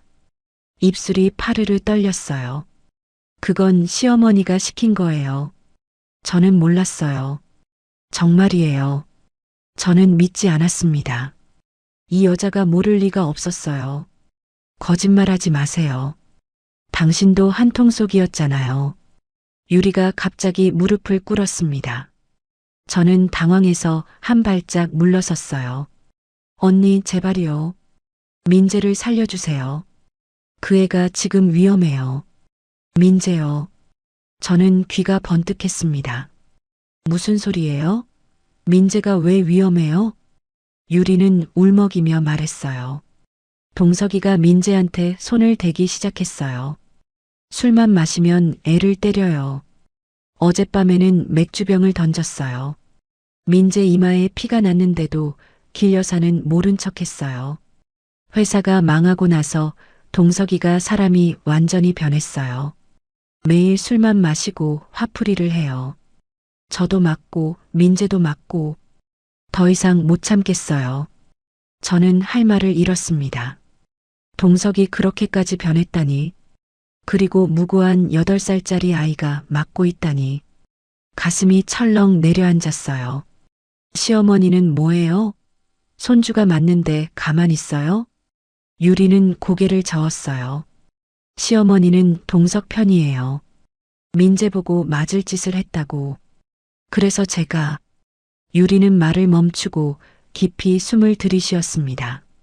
뭔가 중요한 말을 하려는 것 같았어요. 사실 민재는 동석이 아들이 아니에요. 저는 귀를 의심했습니다. 뭐라고요? 유리는 고개를 떨구며 말했어요. 민재 아빠는 다른 사람이에요. 동석이랑 결혼하기 전에 사귀던 남자아이예요. 저는 그냥 길 여산의 재산이 탐나서 결혼한 거예요. 민재를 동석이 아들로 속이고. 저는 충격에 말문이 막혔습니다. 그러니까 민재는 동석의 친아들이 아니었던 거예요. 제3장에서 민재가 땅콩 버터를 아무렇지 않게 먹던 장면이 떠올랐습니다. 동석은 땅콩 알레르기가 심해서 냄새만 맡아도 숨이 막히는 사람이었어요. 그런데 아들이라는 민재는 땅콩을 밥처럼 먹고도 멀쩡했었죠. 그때 동석이 이상하다고 했던 게 기억났어요. 알레르기는 유전되는 경우가 많거든요. 그게 복선이었던 겁니다.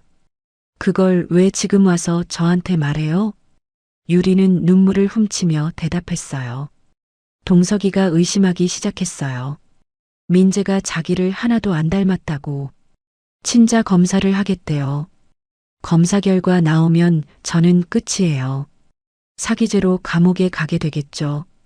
저는 한참을 유리를 내려다보았습니다. 이 여자가 불쌍하다는 생각은 들지 않았어요. 자업자득이었으니까요. 하지만 민재는 달랐습니다. 그 아이는 어른들의 잘못 때문에 고통받고 있었어요. 민재를 데리고 도망치면 되잖아요. 저한테 왜 그래요? 유리는 고개를 저었어요. 돈이 없어요. 도망칠 데도 없고 언니만이 저를 도와줄 수 있어요. 언니한테 빚진 게 많은 거 알아요. 그래도 제발 민재만은. 저는 깊이 생각에 잠겼습니다. 유리를 도와줄 의무는 없었어요. 하지만 민재는요. 그 아이는 죄가 없었습니다. 그때 제 머릿속에 한 가지 생각이 스쳤어요. 길 여사가 가짜 뉴스를 지시했다는 증거, 당신이 갖고 있어요? 유리는 고개를 끄덕였어요. 시어머니가 저한테 시켰거든요. 통화 녹음이랑 문자 다 있어요. 저는 유리를 똑바로 바라보았습니다.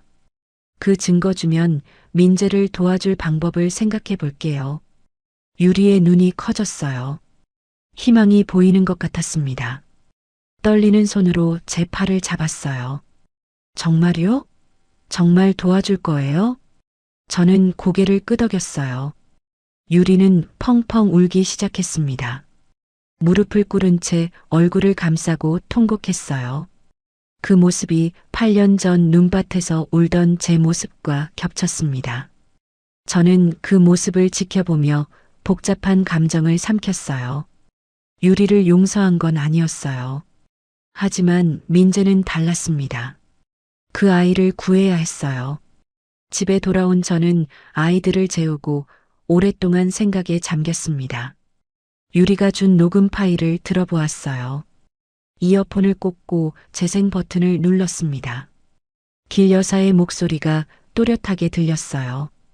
그 차갑고 독한 목소리를 잊을 수가 없었습니다. 전현 망하게 해. 뭔 수를 써서든. 기자한테 돈 줘서 기사 내보내. 사진도 조작해서 보내고. 돈은 내가 댈 테니까. 전현이 잘 되는 꼴을 못 보겠어. 증거가 확실했어요. 길 여사의 지시로 가짜 뉴스가 만들어진 거였습니다. 이제 그 여자를 법정에 세울 수 있었어요. 저는 손을 꽉 쥐었습니다. 8년간의 한이 북받쳐 올랐어요. 저는 시간장 항아리 앞에 섰어요. 달빛이 항아리를 비추고 있었습니다.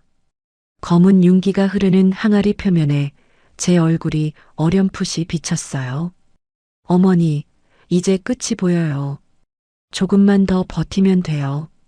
저를 짓밟으려 했던 사람들한테 제대로 보여줄 거예요. 바람이 불어왔습니다. 나뭇잎이 사각거리며 소리를 냈어요. 어머니가 응원해 주시는 것 같았습니다. 저는 항아리를 어루만지며 눈을 감았어요. 8년 전 이 항아리를 품에 안고 눈밭에서 쫓겨나던 그 밤이 떠올랐습니다. 그때의 절망과 분노가 아직도 생생했어요. 하지만 저는 버텨냈습니다. 이제 마지막 싸움만 남았어요. 다음 날 저는 변호사에게 녹음 파일을 넘겼습니다.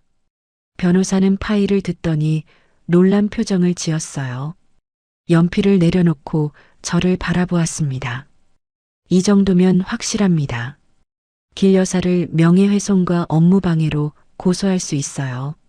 민사소송도 가능하고요. 손해배상까지 받아낼 수 있습니다. 저는 고개를 끄덕였습니다. 손이 떨렸지만 마음은 단단했어요. 드디어 반격이 시작되는 거였습니다. 8년간의 한을 풀 때가 온 겁니다.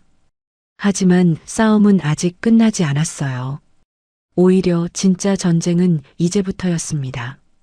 법정에서 그들과 마주할 생각을 하니 심장이 뛰었어요. 두렵지 않았습니다. 진실은 제 편이니까요. 이제 모든 것을 되찾을 때였습니다. 잃어버린 명예도, 빼앗긴 존엄도요. 재판날이 밝았습니다. 저는 아침 일찍 일어나 거울 앞에 섰어요. 단정한 검은색 정장을 입고 머리를 깔끔하게 올렸습니다. 거울 속 제 얼굴은 창백했지만 눈빛만은 흔들리지 않았어요. 오늘이 8년간 기다려온 날이었습니다. 엄마, 힘내. 준우와 준이가 현관까지 따라 나와 저를 안아주었어요. 아이들의 품이 따뜻했습니다. 저는 고개를 끄덕이고 집을 나섰어요. 법원에 도착하니 기자들이 몰려 있었습니다. 카메라 플래시가 번쩍거렸어요. 마이크가 제 앞에 쏟아졌습니다. 기자들이 질문을 던졌지만 저는 대답하지 않았어요. 고개를 숙이지 않고 당당하게 걸어 들어갔습니다. 심장은 터질 것처럼 뛰었지만 발걸음은 흔들리지 않았어요. 법정 안으로 들어서는 순간 차가운 공기가 얼굴을 스쳤습니다. 높은 천장과 무거운 분위기가 저를 압도했어요. 하지만 물러설 수 없었습니다. 피고인석에 길 여사가 앉아 있었어요. 8년 만에 가까이서 보는 얼굴이었어요. 예전보다 훨씬 늙어 있었습니다. 주름이 깊게 패이고 입꼬리가 축 처져 있었어요. 하지만 저를 보는 눈빛만은 여전히 도끼가 서려 있었습니다. 길 여사 옆에는 동석이 앉아 있었어요. 한때 제 남편이었던 사람. 그는 고개를 푹 숙이고 있었습니다. 저와 눈이 마주치자 황급히 시선을 피했어요. 비겁한 모습은 예나 지금이나 똑같았습니다. 재판이 시작되었습니다. 검사가 증거들을 하나하나 제시했어요. 길 여사가 가짜 뉴스를 지시한 녹음 파일이 법정에 울려 퍼졌습니다. 전현 망하게 해. 뭔 수를 써서든. 기자한테 돈 줘서 기사 내보내. 길 여사의 목소리가 스피커를 통해 흘러나왔어요. 방청석에서 웅성거리는 소리가 들렸습니다. 길 여사의 얼굴이 불그락푸르락 변했어요. 저건 조작된 거예요. 내가 그런 말 한 적 없어요. 길 여사가 벌떡 일어나 소리쳤습니다. 판사가 정숙을 명했지만 그녀는 멈추지 않았어요. 전현이 꾸민 거라고요. 다 전현 짓이에요.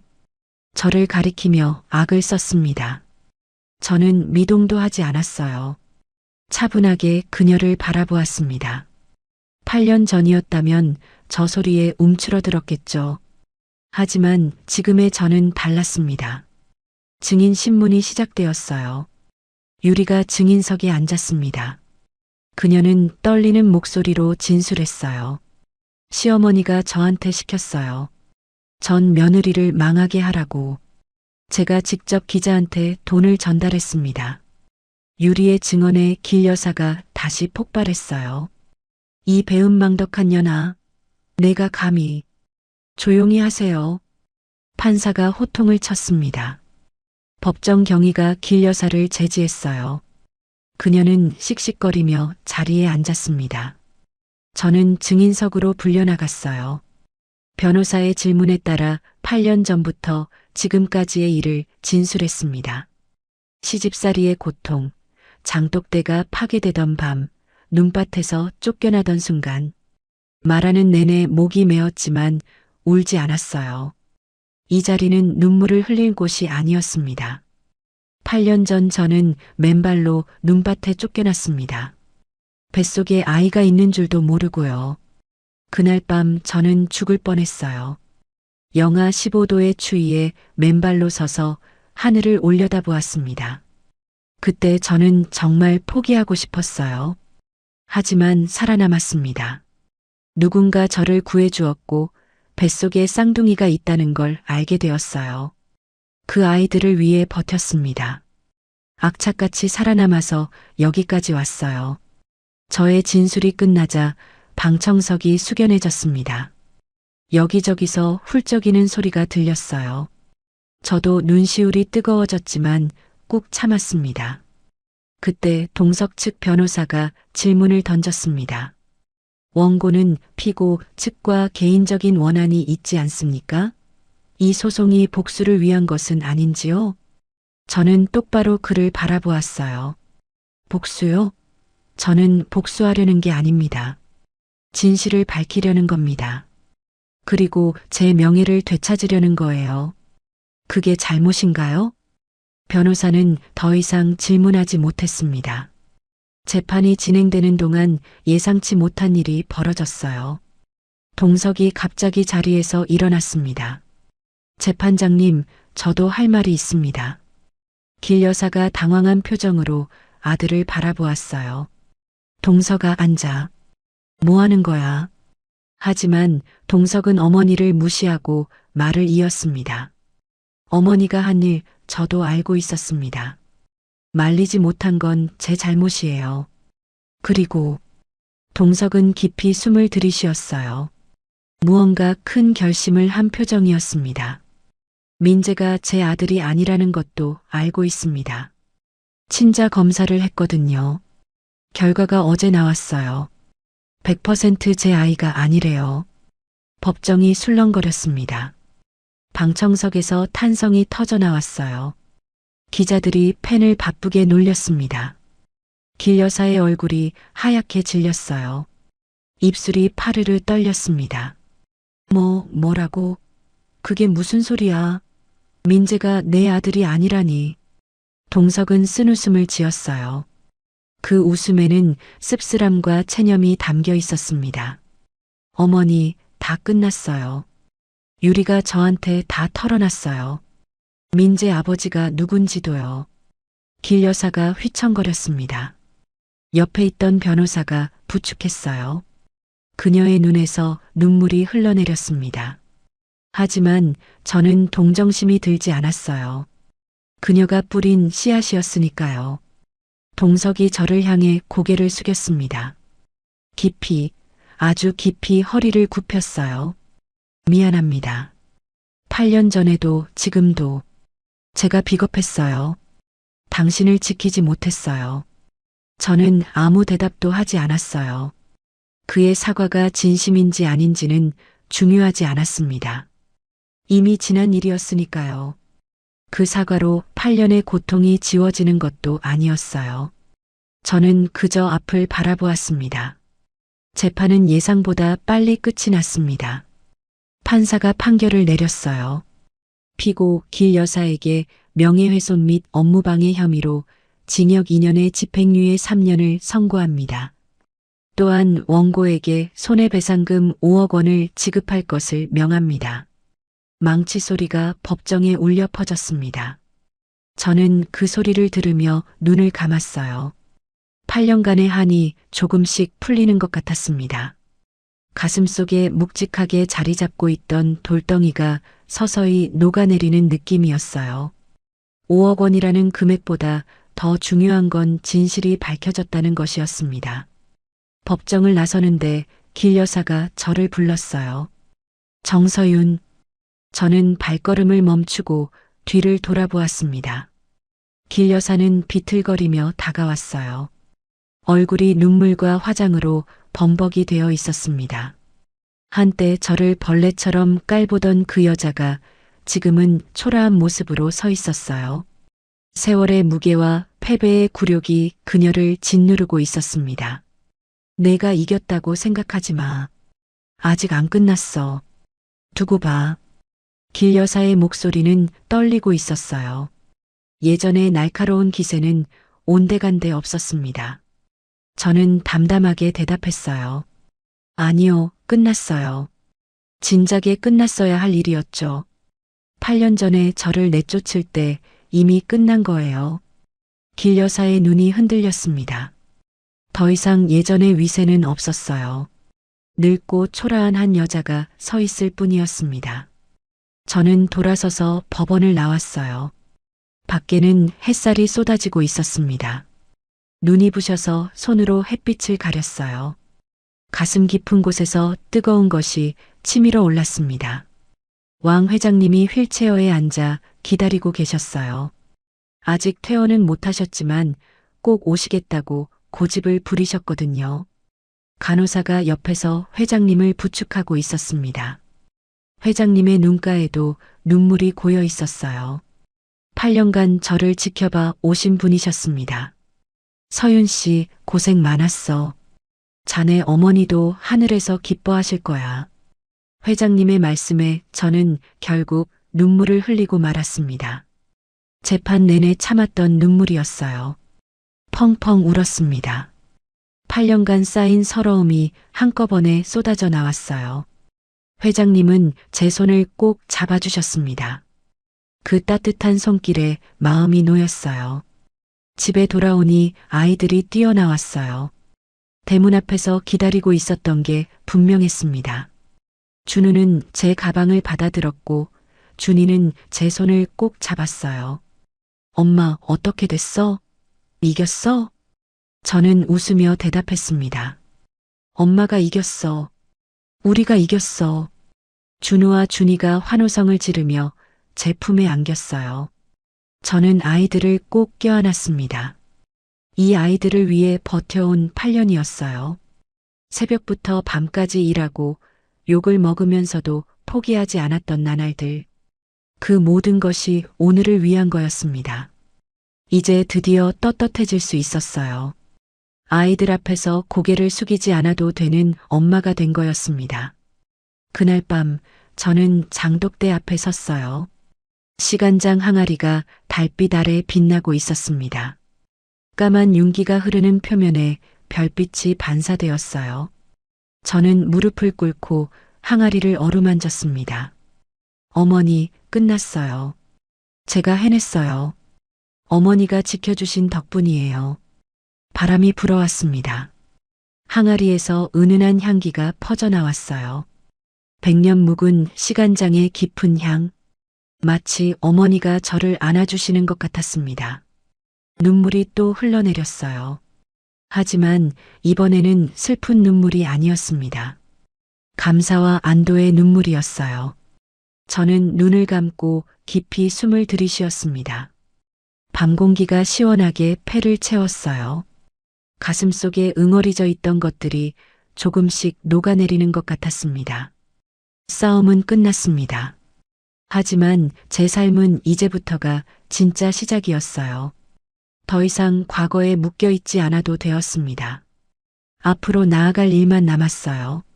저는 일어서서 하늘을 올려다보았습니다. 별들이 반짝이고 있었어요. 어머니도 저기서 저를 지켜보고 계실까요? 저는 미소를 지었습니다. 아이들과 함께 당당하게 살아갈 수 있게 되었으니까요. 밝은 내일이 기다리고 있었습니다. 재판이 끝나고 1년이 흘렀습니다. 봄바람이 부는 어느 날 저는 새로 지은 공장 앞에 서 있었어요. 예전 공장보다 3배나 큰 건물이었습니다. 벽에는 서윤 만능 간장이라는 간판이 햇살을 받아 반짝이고 있었어요. 저는 그 간판을 올려다보며 미소를 지었습니다. 1년 전만 해도 상상도 못했던 일이었어요. 재판 승소 이후 여론이 완전히 바뀌었거든요. 사람들은 저를 응원했고 제품 주문이 쏟아졌습니다. 손해배상금으로 받은 5억 원은 공장 확장에 투자했어요. 새로운 설비를 들이고 직원들을 더 채용했습니다.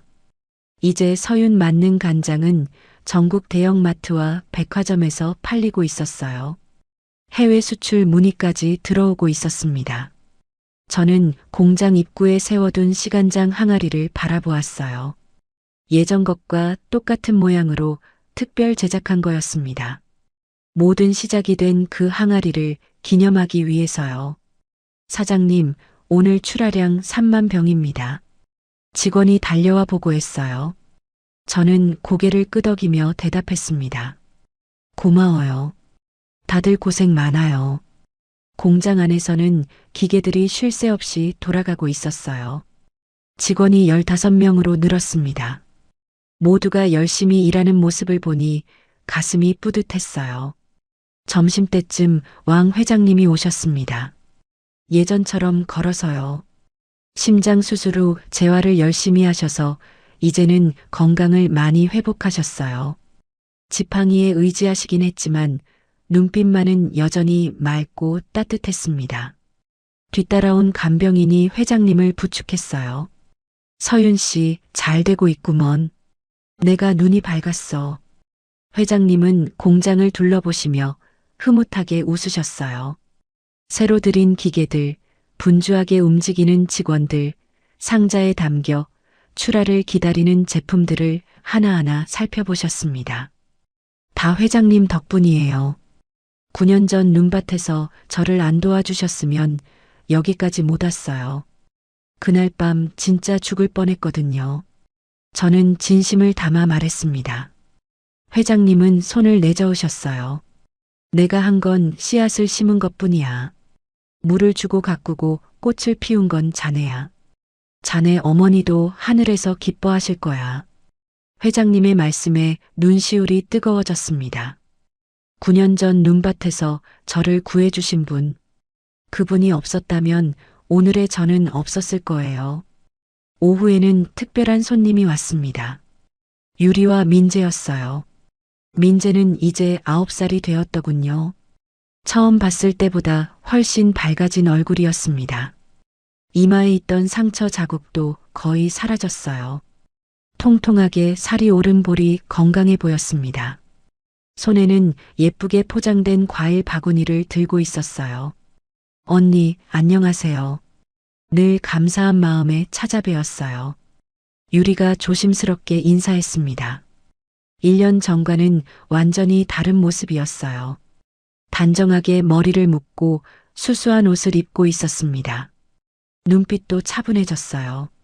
저는 고개를 끄덕였습니다. 1년 전 제가 약속을 지켰거든요. 유리와 민재가 동성내 집에서 나올 수 있도록 도와주었어요. 변호사를 연결해주고 임시로 머물 곳도 마련해 주었습니다. 민재 학교 전학도 도와주었어요. 그게 제가 할 수 있는 전부였습니다. 민재야, 학교는 재미있어? 제가 물으니 민재가 수줍게 웃었어요. 네, 친구들이랑 잘 지내요. 엄마랑 둘이 사니까 좋아요. 아이의 말에 가슴이 찡했습니다. 이 아이도 어른들의 잘못 때문에 고생했어요. 이제는 행복하게 살았으면 좋겠다고 생각했습니다. 유리는 작은 가게를 열어 분식을 팔고 있었어요. 크게 성공한 건 아니지만 제 손으로 돈을 벌며 살고 있다고 했습니다. 예전에 오만했던 모습은 찾아볼 수 없었어요. 고생이 사람을 바꾸는 모양이었습니다. 언니, 정말 감사해요. 제가 뭘 어떻게 갚아야 할지. 유리가 고개를 숙였어요. 저는 담담하게 대답했습니다. 갚을 필요 없어요. 민재 잘 키우세요. 그게 다예요. 유리의 눈에 눈물이 고였습니다. 저는 더 이상 그녀를 미워하지 않았어요. 미워할 힘을 쓰기보다 제 삶을 사는 게 나았으니까요. 유리에게서 들으니 동석은 회사가 완전히 망해서 지금은 작은 식당에서 일하고 있다고 했어요. 길 여사는 집을 팔아 조그만 아파트로 이사했다고 합니다. 예전의 호화로운 생활은 꿈처럼 사라진 거였어요. 인과응보라는 말이 떠올랐지만 저는 더 이상 그들에게 관심이 없었습니다. 그냥 제 앞길만 보고 살면 그만이었어요. 저녁 때 집에 돌아오니 아이들이 저녁 준비를 하고 있었습니다. 준우가 밥을 짓고 준이가 반찬을 차리고 있었어요. 아이들은 어느새 9살이 되어 있었습니다. 키도 훌쩍 자라서 제 어깨에 닿을 것 같았어요. 제가 힘들 때 곁에서 응원해준 아이들. 엄마 잘 될 거야 하고 손을 잡아주던 그 작은 손들. 이 아이들이 없었다면 저는 버티지 못했을 거예요. 엄마, 오늘 밥 내가 했어. 맛있게 됐어. 준우가 자랑스럽게 말했어요. 솥뚜껑을 열자 김이 모락모락 피어올랐습니다. 고슬고슬하게 잘된 밥이었어요. 우와, 진짜 맛있겠다. 고마워, 아들. 우리 준우 언제 이렇게 컸어? 저는 준우의 머리를 쓰다듬어 주었어요. 아이가 쑥스러운 듯 웃었습니다. 준이는 제가 좋아하는 시금치나물을 무치고 된장찌개까지 끓여 놓았어요. 엄마, 나도 칭찬해줘. 준이가 삐죽 입을 내밀었어요.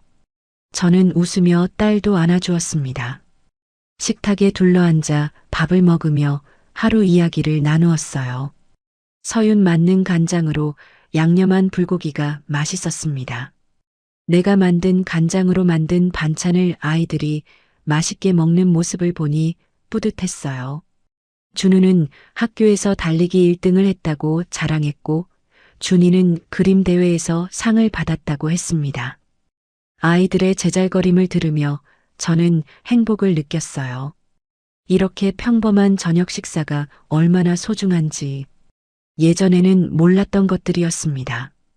함께 밥을 먹고 웃고 이야기를 나눌 수 있다는 것. 그것만으로도 충분히 감사했어요. 밤이 되어 아이들을 재우고 저는 장독대로 나갔어요. 보름달이 떠 있었습니다.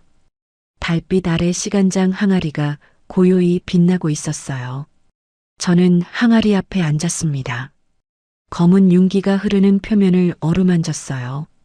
이 항아리 하나로 여기까지 왔습니다. 친정 어머니가 물려주신 100년 묵은 시간장. 이것만은 지키겠다고 다짐했던 그날 밤이 떠올랐어요. 어머니, 저 이제 괜찮아요. 아니, 괜찮은 정도가 아니라 행복해요. 저는 조용히 중얼거렸습니다. 목소리가 떨렸어요. 더 이상 울지 않아요. 아이들도 건강하고 사업도 잘 되고 있어요. 어머니가 물려주신 시간장 덕분이에요. 이 항아리가 저한테 용기를 줬어요. 포기하지 말라고, 다시 일어나라고. 바람이 불어왔습니다. 나뭇잎이 살랑거리며 소리를 냈어요. 마치 어머니가 대답해 주시는 것 같았습니다. 저는 눈을 감았어요. 지난 9년이 주마등처럼 스쳐 지나갔습니다.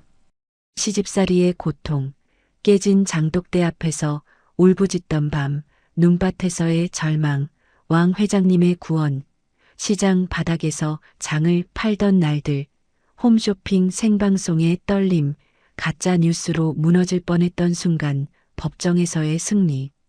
그리고 마침내 찾아온 평화. 쉽지 않은 길이었어요. 하지만 포기하지 않았기에 여기까지 올 수 있었습니다. 어머니가 물려주신 시간장이 저를 지켜주었어요. 이 항아리만 있으면 다시 시작할 수 있다고 믿었거든요. 그 믿음이 저를 살린 거였습니다. 저는 눈을 뜨고 하늘을 올려다보았어요. 별들이 반짝이고 있었습니다. 어머니도 저기 어딘가에서 저를 지켜보고 계실까요? 분명 웃고 계실 거예요. 딸이 잘 해냈다고, 자랑스럽다고. 어머니, 이 시간장 저희 준우랑 준이한테도 물려줄게요. 대대손손 이어지도록요. 저는 항아리를 꼭 안아주었습니다. 차가운 표면에서 따뜻한 온기가 느껴지는 것 같았어요. 다음 날 아침, 저는 아이들과 함께 새 공장의 개업식에 참석했습니다. 왕 회장님도 오셨고 직원들과 거래처 사람들도 많이 왔어요. 취재진도 몇 팀 와 있었습니다. 테이프 커팅을 하며 사진을 찍었어요. 카메라 플래시가 터질 때마다 준우와 준이가 제 손을 꼭 잡았습니다. 사장님 한 말씀 해주세요. 취재진이 요청했어요. 저는 마이크를 잡고 짧게 말했습니다. 이 자리에 오기까지 많은 분들의 도움이 있었습니다. 앞으로도 정직하게 좋은 제품으로 보답하겠습니다. 박수 소리가 터져 나왔어요. 저는 고개를 숙여 인사했습니다. 자, 다 같이 파이팅! 제가 외치자 모두가 따라 외쳤어요. 준우와 준이도 씩씩하게 소리쳤습니다. 저는 아이들의 손을 꼭 잡았어요. 이 아이들과 함께라면 어떤 어려움도 이겨낼 수 있을 것 같았습니다. 햇살이 따사롭게 내리쬐고 있었습니다. 봄꽃들이 활짝 피어 있었어요. 공장 앞 화단에는 제가 직접 심은 철쭉이 붉게 피어나고 있었습니다. 모든 것이 새롭게 시작되는 계절이었어요. 저는 깊이 숨을 들이쉬었습니다. 꽃향기와 간장향이 섞여 코끝을 간지렸어요. 9년 전 눈밭에서 쫓겨났던 그 여자는 이제 없었습니다. 맨발로 눈 위에 서서 하늘을 원망하던 그 여자는 사라졌어요. 지금 여기 서 있는 건 당당하게 자기 삶을 살아가는 한 여자였습니다. 두 아이의 엄마이자 한 회사의 대표이자 100년 시간장을 지켜낸 사람. 뒤를 돌아보지 않을 겁니다. 앞으로만 나아갈 거예요. 아이들과 함께, 시간장 항아리와 함께 어머니가 물려주신 그 유산을 대대손손 이어갈 거예요. 새로운 시작이었습니다. 그리고 이번에는 행복한 시작이었어요. 끝이 아니라 새로운 이야기의 첫 페이지였습니다.